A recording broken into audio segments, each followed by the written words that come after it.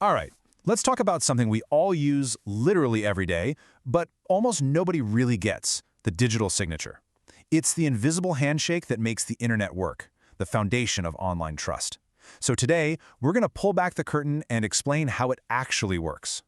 So let me ask you, when I say digital signature, what's the first thing that pops into your head? For a lot of people, it's a picture of their handwritten signature they've scanned, right? Or maybe it's just clicking an I agree box. And yeah, those are related.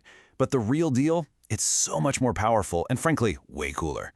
You see, the common idea is that it's just an electronic version of your John Hancock. But the reality?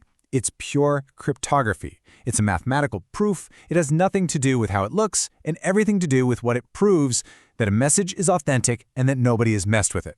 So, why do we need all this complicated math? Why go to all this trouble?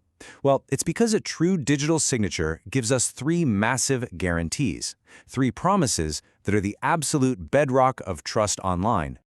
Okay, first promise, authentication.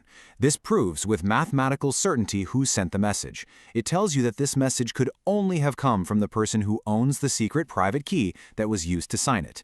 It is an unforgeable digital seal. Second promise, integrity. This is huge. A digital signature guarantees that the document you're looking at is exactly the way the sender created it. If someone changes so much as a single comma or a pixel while it's in transit, the signature check will fail.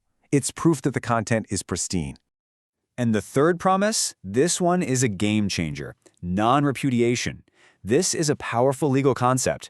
It means the sender can't turn around later and say, nope, wasn't me. Because only they have the secret key needed to create that signature. It's binding proof. They can't deny it. So we know what it does, but how does it deliver on these three incredible promises? Well, it all comes down to a brilliant two-step process using something called a data fingerprint and a branch of math called asymmetric cryptography. Let's walk through it. Now, you don't actually sign the entire message, especially if it's a huge file. That'd be really inefficient. Instead, you run the data through a one-way algorithm, like SHA-256, to generate what's called a hash. Just think of this hash as a unique, fixed-length fingerprint for your data. The original document could be 1 page or 1,000 pages. The fingerprint is always the same tiny size. And get this, change one single letter in that document, and you get a completely different fingerprint. So here's the flow. First, the sender takes their message and creates that hash, that unique fingerprint. Second, they take their private key, the key they guard with their life, and use it to encrypt only the hash. That little block of encrypted data, that is the digital signature. Then, they send the original message out along with this new signature. Okay, now we're on the receiving end, and this is where the magic really happens. To verify the signature, the recipient is going to run two processes in parallel. If the results of these two processes match, then bingo. It's cryptographically proven to be legit. So on path A, the recipient takes the message they just got, the original document, and runs it through the exact same hashing algorithm, SHA-256. This gives them a brand new hash, a fingerprint of the data as it looks right now. Now at the same time, on path B, they take the digital signature that came with the message. They use the sender's public key, which is available to anyone, to decrypt it. And what's inside that signature? You guessed it, the sender's original hash, the fingerprint they made right before they sent it. And here it is, the moment of truth. They compare the two hashes, the one they just calculated from the message and the one they just unlocked from the signature. If they are identical, and I mean bit for bit identical, the signature is valid. In that one single check, you've proven both authentication, because only the private key could have made that signature, and integrity, because you know the message hasn't been changed at all. How cool is that?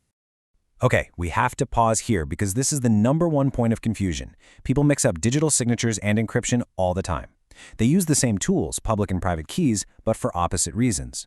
To sign something, you lock it with your private key, so anyone with your public key can verify it's you. To encrypt something, you use someone else's public key to lock it, so only they can unlock it with their private key. So just remember, signatures are for proving identity. Encryption is for ensuring confidentiality. So this isn't some abstract theoretical thing. You are bumping into digital signatures constantly, probably without even thinking about it. Let's look at a few places where they show up in the wild. You know that little padlock icon in your browser's address bar? That's your browser verifying a digital signature on the website's TLS certificate. When you download a software update from Apple or Microsoft, it's been code signed to guarantee it's legit and hasn't been tampered with. Secure emails, official PDF documents, you name it, they all rely on digital signatures to work. But hang on, this brings up a really important question. I keep saying you use the sender's public key, but how do you know that public key actually belongs to your bank and not to some attacker? That's where this whole system of trust, called public key infrastructure, or PKI, comes into play. I mean, think about it. If I just email you a file and say, here's my public key, how do you know it's really mine? You can't just take my word for it. You need a trusted third party, a referee, to vouch for me. And that's exactly the job of a digital certificate. A certificate, which usually follows a standard format called X509, is basically a digital passport for a public key. It's a file issued by a trusted organization called a certificate authority that says, we have verified that this public key belongs to this person or this company. The certificate itself is then digitally signed by the authority, creating a chain of trust that can scale across the entire internet. All right, let's clear up one final, super common misunderstanding. You hear electronic signature and digital signature used interchangeably, but they are not the same thing. Electronic signature is a broad legal term. It could be you typing your name at the bottom of an email. A digital signature is a very specific technology that uses cryptography to provide those three promises we talked about. So, all digital signatures are a type of electronic signature, but definitely not all electronic signatures are digital. So if you remember one thing from all of this, let it be this. A digital signature is not about secrecy. It's not about hiding your message. It's about identity and integrity. It is the mathematical proof that says to the entire world, yes, this came from me, and yes, this is exactly what I intended to say. And that right there is the entire foundation of trust online.